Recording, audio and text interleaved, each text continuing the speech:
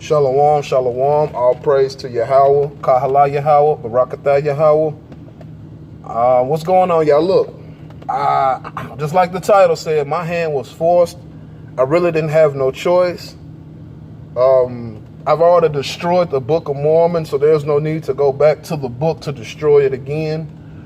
I just want to set these things straight, but this is not going to be nice. It's not going to be easy. So we're going to start at Isaiah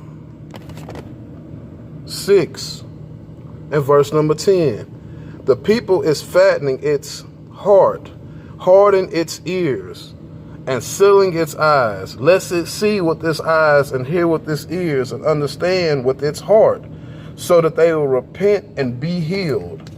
And what does that say? Israelites have eyes to see but can't see, and have ears to hear and can't hear. Let's jump up. Go to Habakkuk. Start at verse number 2. How long, O Yahweh, will I cry out and you not hear me? How long will I cry out to you regarding injustice and you not save? Why do you allow me to see iniquity and you look at evil deeds? With robbery and injustice before me, while the one who carries strife and contention still remains. That is why the Torah is weakened and justice is never emerges. Since the wicked surround the righteous, therefore justice emerges distorted. Man, that book got your mind distorted. And I'm going to tell you why. It's not your fault. See, what's happening is this right here. For anybody who don't know, REI is the one who came up with that fake 10 tribes chart. And why did he come up with that chart? Because he wanted the 501c3. And when he went as Torah, trying to go get the 501c3, they wouldn't deal with him. So magically he goes and he has this mysterious dream where he links all of these European nations. Let me say that correctly. Well, he goes and lists all these European heritage to all of these people to buy them into the heritage. So this is a major stumbling block. And I'm going to tell you where this lie comes from. This lie comes from the whole Assyria conflict. See, what happened in Assyria is not what history teaches. If you look at your Torah and you look at world history, you're going to come to the understanding something ain't right. See, somewhere along the line, somebody has distorted history. And I'm going to prove that. I'm going to show y'all. Because see, let them tell it. They tell you Assyria was all bad and they killed everybody and this and that and this and that. But that's not actually true. And I'm going to show you why. Because I want you to consider this.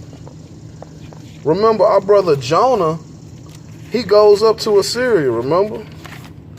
And they didn't kill him. Nahum goes up there, they ain't kill him. So something ain't right. Because they would make you to believe and make you to understand and believe that the Assyrians was always against us when this is a lie. What was going on with Assyria was they was getting their ass handed to them in a war.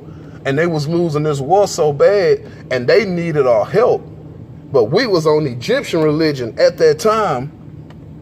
So what ends up happening, they come and start stealing us and kidnapping us to help them fight. Because when Jonah was sent to prophesy to Assyria, he was basically letting it be known there are some people who are living amongst Assyria and they're corrupting the place. And we can definitely get that. I'm going to just go back to, this is Jonah 3.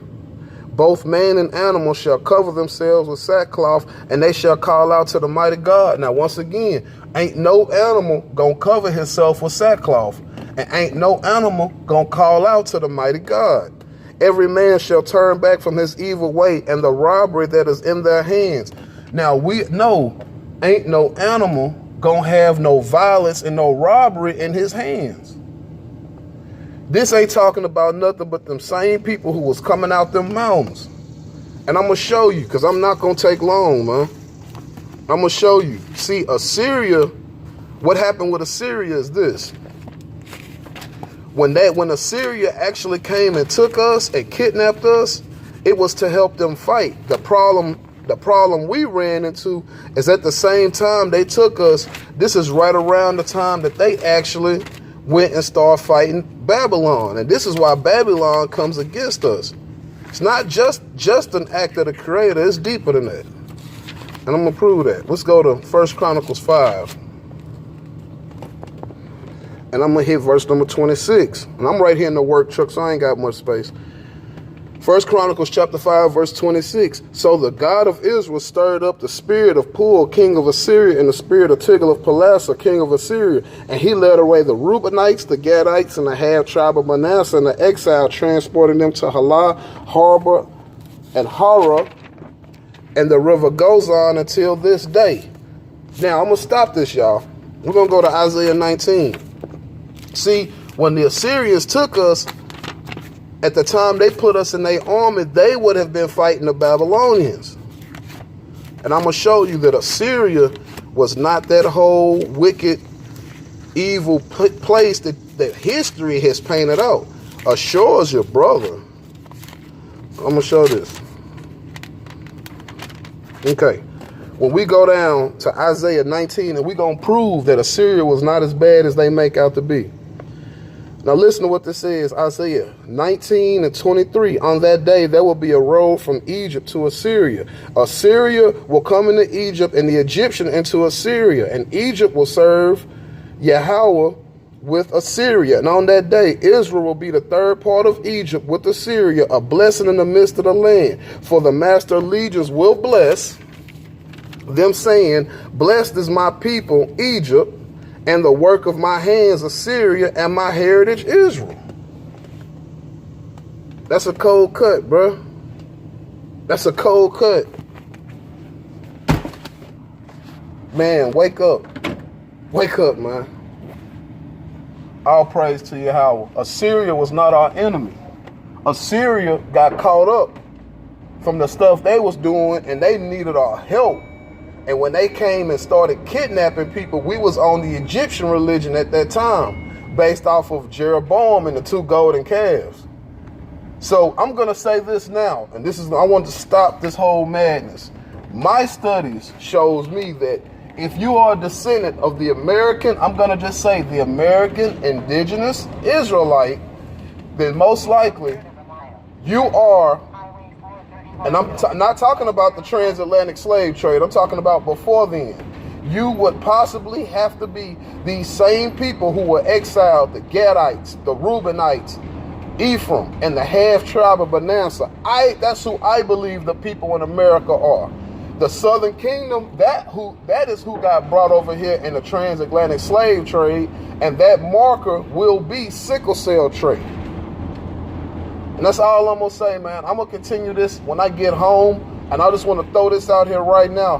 Get away from that madness, man. It is what it is. Hallelujah. All praise to Yahweh. Kahala Yahweh. Shalom, y'all.